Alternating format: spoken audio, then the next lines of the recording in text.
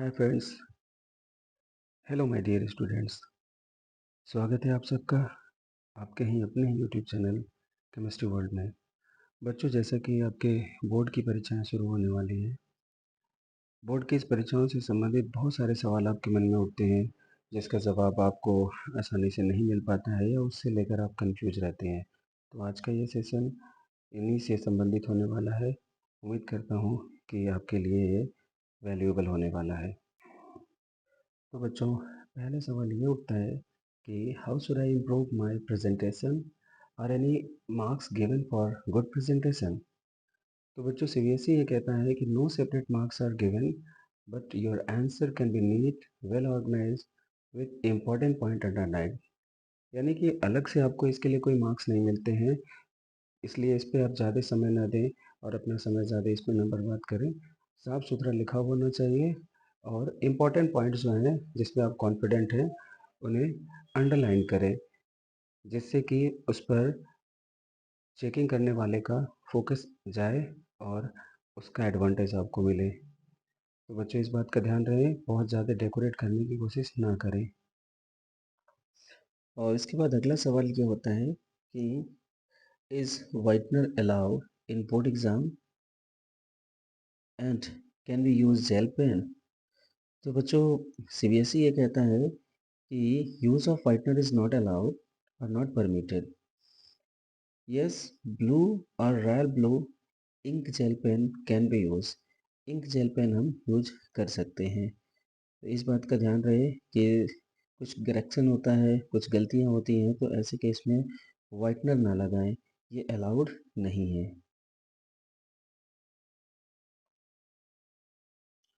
अगला सवाल ये होता है बच्चों, टू एग्जामिनर डिड्यूस या deduct mark for exceeding the word limit and spelling mistake especially in the language papers। तो बच्चों,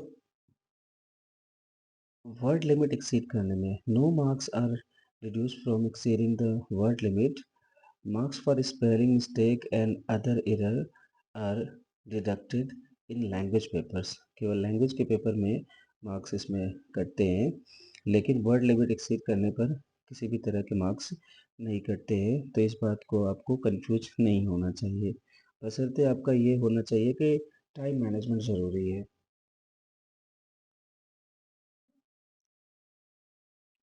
Now the most important question is, it is compulsory to write answer in the same sequence as in the question paper।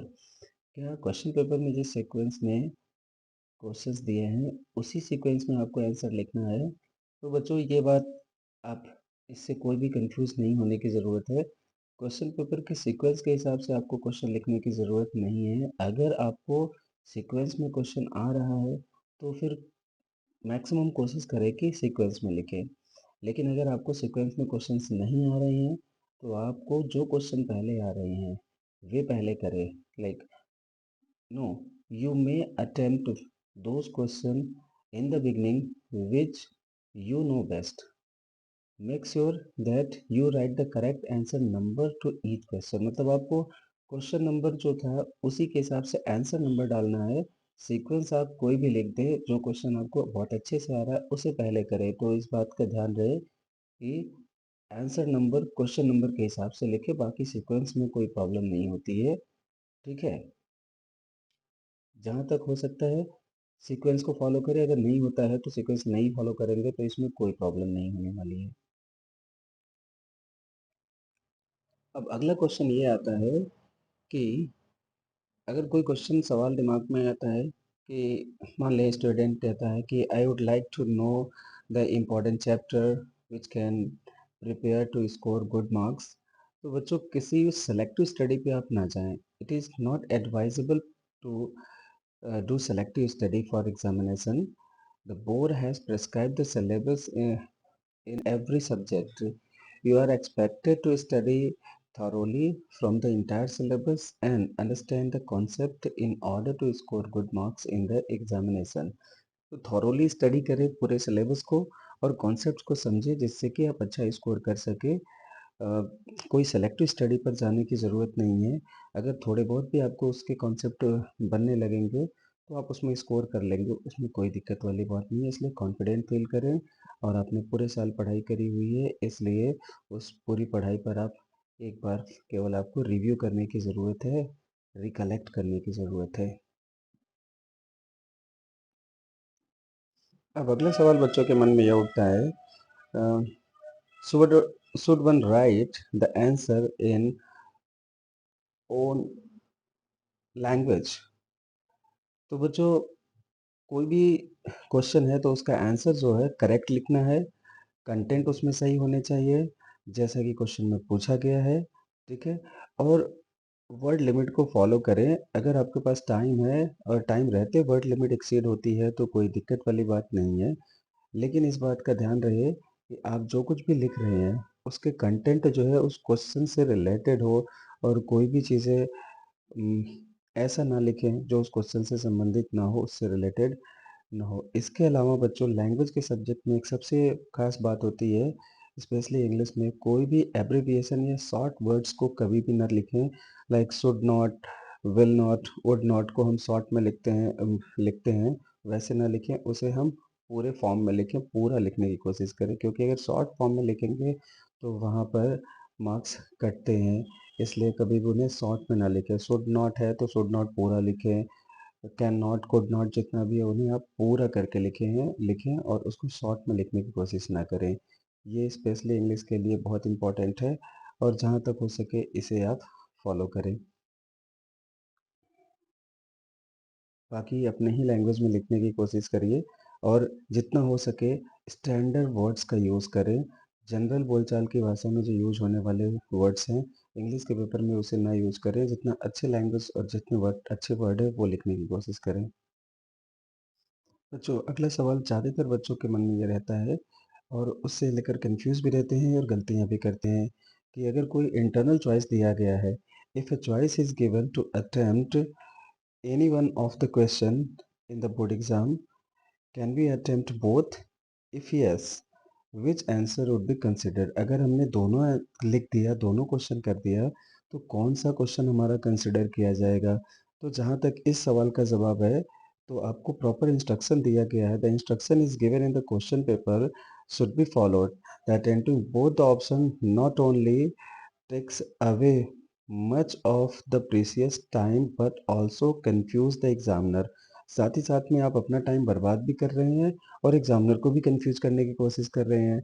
ऐसे case में क्या होगा, instruction को आपको follow करना है, नहीं तो उसमें से जो क्वेश्चन आपने पहले लिखा है, चाहे वो गलत हो या सही हो, उसी को इवेलुएट किया जाएगा, उसी को कंसिडर किया जाएगा। उसके बाद वाला क्वेश्चन अगर आपने सही भी लिया है, लिखा हुआ है, तो उसे कंसिडर नहीं किया जाएगा। और साथ ही साथ में अगर ये दिया गया है कि attempt any three, any four, any two, इस तरीके से, तो शुरुआत के जो दो हैं या तीन हैं, जितना बोला गया है वहीं इवेलुएट होगा, बाद का नहीं किया जाएगा और उसके मार्क्स नहीं मिलेंगे। ऐसे में अगर आपके शुरुआत के गलत भी हो जाएंगे तो आपके मार्क्स उसमें नहीं मिलेंगे। इस बात का आपको बहुत अच्छी तरीके से ध्यान रख लेना है। बेस्ट प्रेफरेंस जो है पहले उसे दीजिए, जो अच्छे से क्वेश्चन आ रहे हैं उन्हें करिए।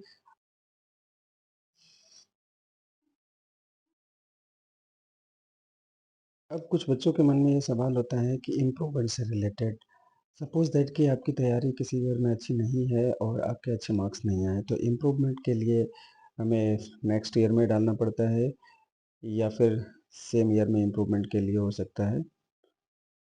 लाइक एक बच्चे का सवाल है कि my brother has applied for CBSE plus two improvement exam in three subject, now he wants to improve in only one, it is possible, or will he have to appear for all the three subject?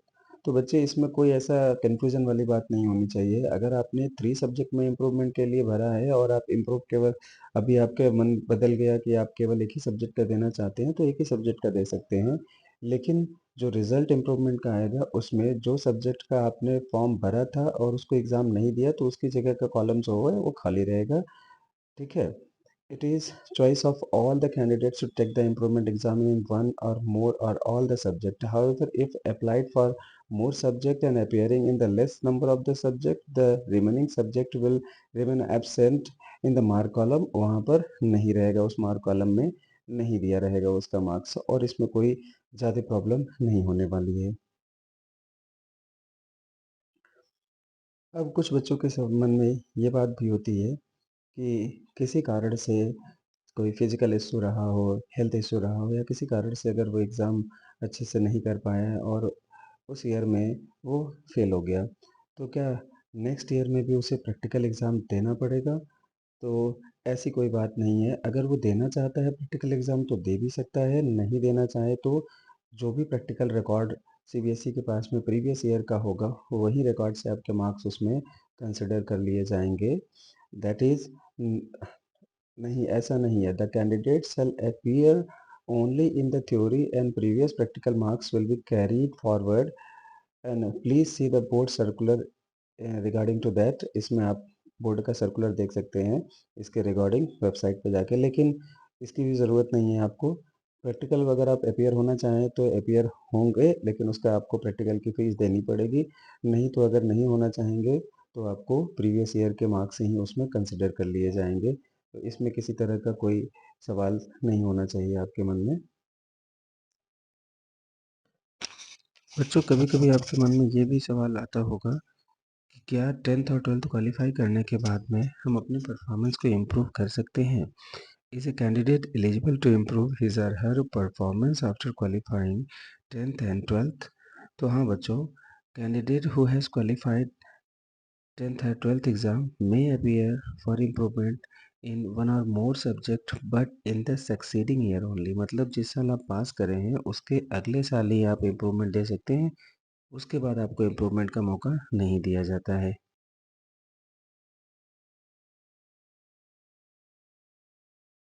अगला question ये होता है कि what is passing criteria for class 12th?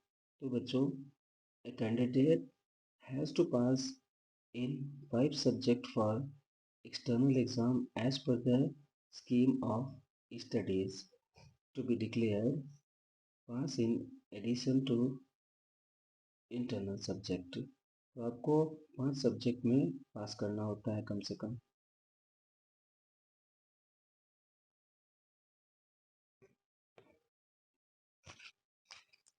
Passing criteria को लेकर के भी आपके मन में सवाल हो सकते हैं, लेकिन बच्चों, थ्योरी और प्रैक्टिकल में आपको सेपरेटली पास करना होता है। जैसे कि एक स्टूडेंट का सवाल है, is it mandatory to pass in theory and practical exam separately at the class 12th? तो हाँ बच्चों, qualifying mark in each subject for external area exam are 33%. However, in the subject with practical works, one must obtain 33% marks in theory and 33% marks in practical separately. In addition to the 33% mark aggregate in order to qualify the subject। इसका मतलब ये है कि theory और practical का aggregate भी आपका 33% होना चाहिए पास होने के लिए।